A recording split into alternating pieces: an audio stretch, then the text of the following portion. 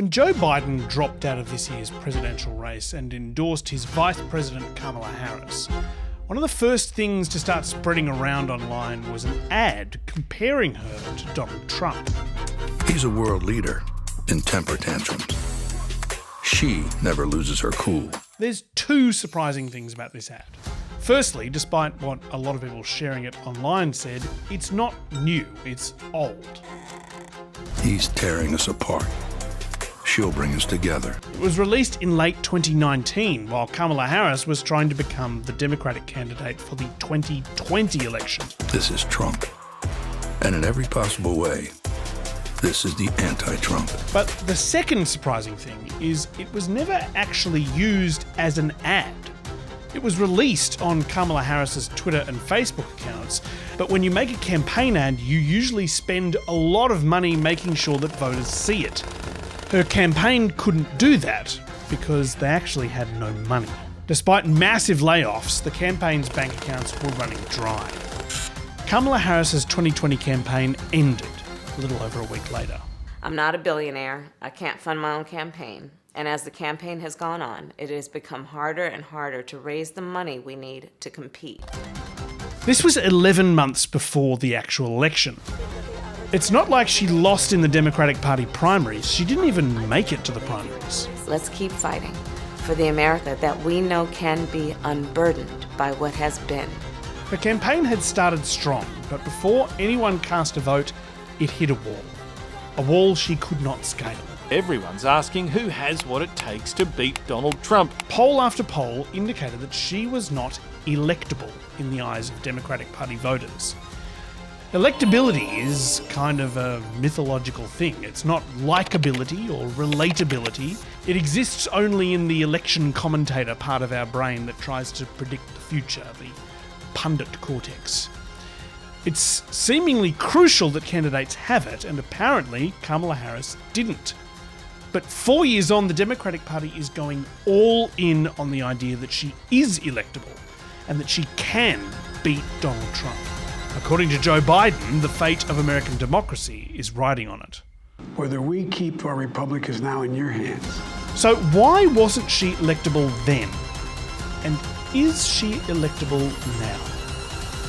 I'm Matt Bevan, and this is If You're Listening. Well, there could well be a surprise. Anthony Green is keeping across the count. Do you remember where you were when this happened? There has been a revolution in this Rust Belt of the Midwest, and if Donald Trump is president, that's where it's been won, in this Midwest area. For Democratic Party voters, election night 2016 was disorienting. It really is like covering a wake. I can barely describe how depressed the atmosphere is here. The vibes were very much off. They're frightened, they're worried. People have thrown around a lot of terms to describe how Democrats felt that night. Traumatised, shell-shocked, but at the core of it was confusion. They just don't get it. It's as if their country is being taken over by a parallel universe. They just do not understand what's happened. I think if you're like me, you're hurt, you're shocked, you're in tears. Political analysts made a lot of money coming up with reasons why Hillary Clinton lost in 2016. She didn't campaign in Wisconsin. Hillary Clinton hasn't been in the Badger State since March. Having people on the ground, though, it still matters. The FBI announced an investigation into Hillary's email trail. And then, of course, there's Russia, if you're listening. But for the devastated Democratic Party voters, there really wasn't anything that they could do about any of those things. All they could do was try again in 4 years. And they could make sure that whoever got their support, their money, and their vote as the Democratic candidate in 2020 was a safe bet to defeat Donald Trump. Whoever they picked had to have a certain quality. They had to be immensely electable, whatever that is. And despite the many factors contributing to Hillary Clinton's defeat, a lot of voters crystallised around a cause laid out by Hillary Clinton herself. Because we still have endemic sexism and misogyny, and anybody who tries to claim otherwise is either blind or disingenuous. And something strange happened.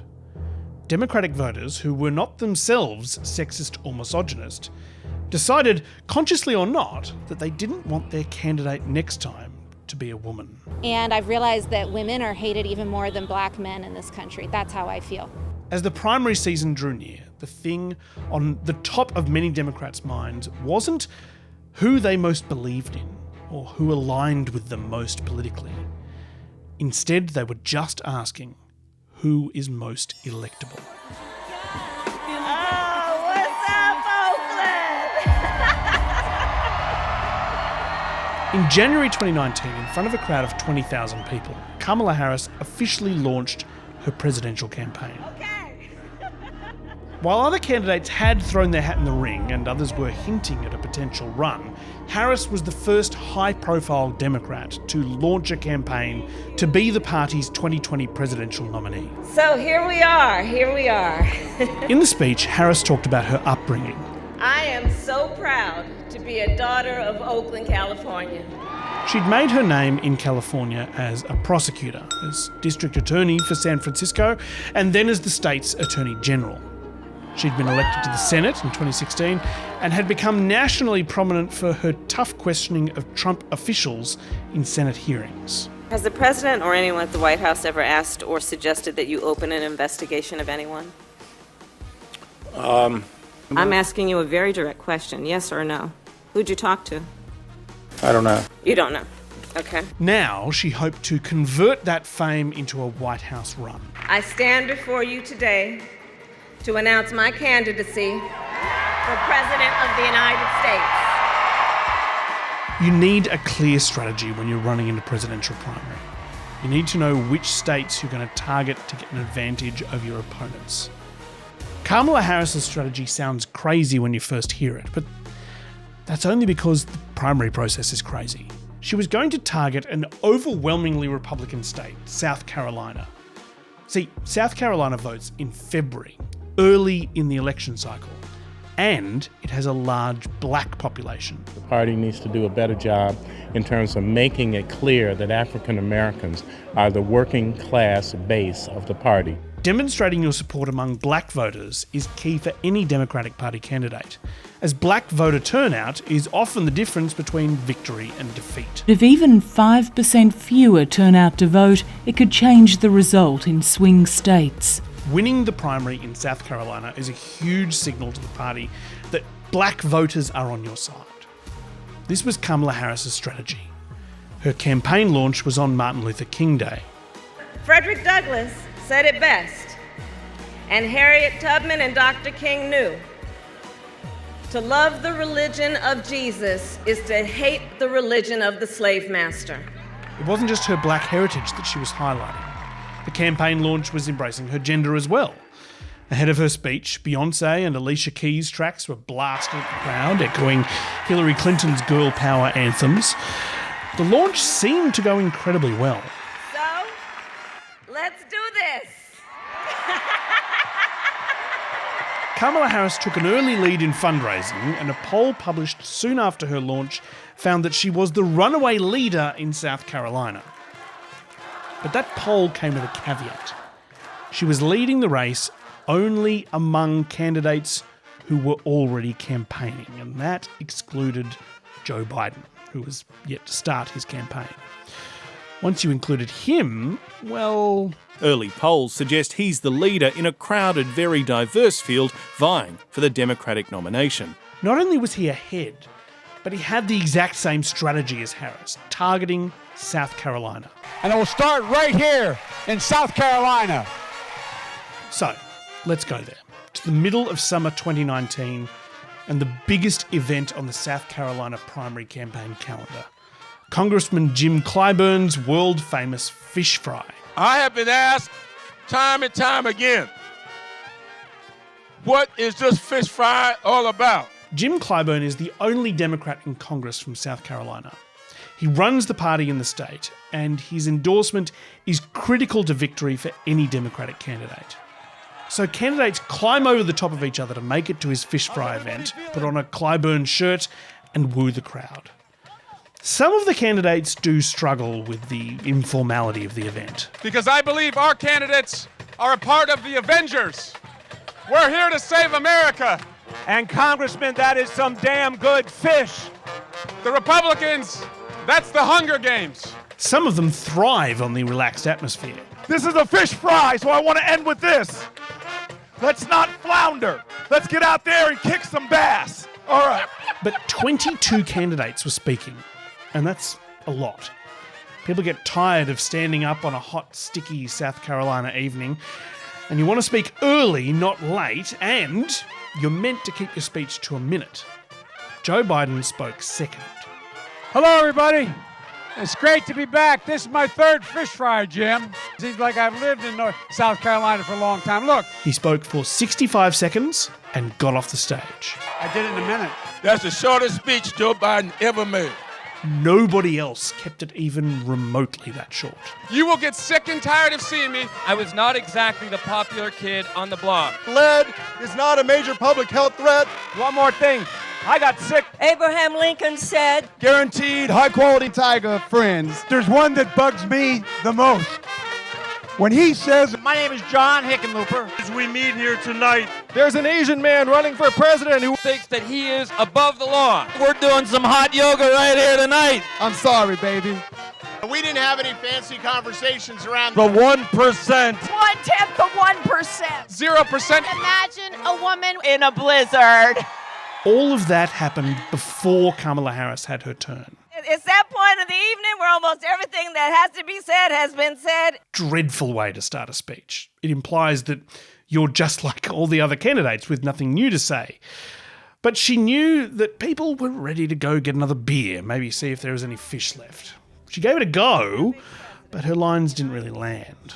The crowd wasn't really into it, and after 3.5 minutes, she left the stage to lukewarm applause. Up, and with your help, we will get this done. Thank you, South Carolina. In a way, she was unlucky, going second last. But her speech wasn't electrifying. She didn't weave any magic to stand out above the pack. Her mind was on a big national TV debate set to be held in Miami later that week. When the debate came, it went really well for her. You know, there was a little girl in California who was part of the second class to integrate her public schools. And gave her nationwide polling numbers and fundraising a boost. And that little girl was me. But in South Carolina, the effect was barely noticeable. She might have been better off focusing on blowing the lid off the fish fry with an incredible speech. That was her best chance to pull ahead of Joe Biden. Why? Well, this South Carolina voter sums it up perfectly. I think Joe Biden is probably the safest candidate. Safest candidate. Not the best, the safest. Poll after poll showed that the most important thing that voters were looking for in a candidate was the ability to beat Donald Trump. And you think Vice President Biden is best suited to do that? I think he's very well suited to do that. Biden was the most electable. Now, electability is a very tricky thing to quantify. You've either got it or you don't, but you can also gain it or lose it.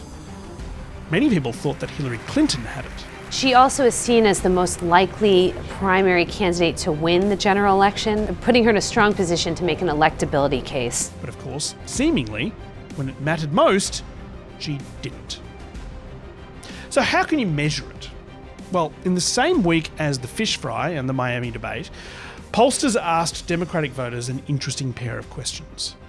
Question 1 was, which candidate are you going to vote for in the primary elections? Question 2 was, if you had a magic wand that would immediately make any candidate the president without the need for an election, who would you pick? Now, ideally, you would hope that the answer for both questions would be the same, but it wasn't. Heaps of people who said Joe Biden for question 1 picked someone else for the magic wand question. Kamala Harris and the other candidates who were women or people of colour or gay or a combination of those things did well when it came to the magic wand, but not when it came to people voting strategically for who they thought could beat Trump. Democrats were motivated by a fear of losing both elections and their rights, much more than by a desire to change America. The discrepancy was particularly prominent among black voters, including in South Carolina, where voters supported Biden even if he didn't necessarily say the right thing. Sometimes the right thing to us doesn't seem to come out, but I think we can rest assured, I think his heart's still there. These people aren't voting for the white guy because they're racist or sexist. They're voting for him because they think that many other Americans are racist or sexist. It's an extraordinary phenomenon. It's like marrying someone because you think your parents like them, even if you're in love with somebody else. This was Kamala Harris's glass ceiling. She never broke it. She dropped out of the race in December. Thank you, guys. One by one, all the other people of colour dropped out too. With fish-fried Jim Clyburn's endorsement, Joe Biden won South Carolina. The women and the gay man dropped out too, leaving just 2 white men. And then Bernie Sanders dropped out too. Biden won the nomination and the presidency, taking Harris with him as his vice president. But then, as a result of his age and several poor public performances, Joe Biden lost his electability. I don't necessarily know who will be who I would prefer to be the candidate, but I don't think it should be him. He just seems very tired. Everybody knows that at some point you got to take your grandparents' keys, like probably around the age Joe Biden is. So, in a way, the 2024 election is the first where electability isn't going to be a factor for voters. Trump was picked because he's Trump and the Republicans are basically the Trump party now. And Kamala Harris has been picked without a primary voting process thanks to Joe Biden's 11th hour resignation. Their electability won't be tested until Election Day.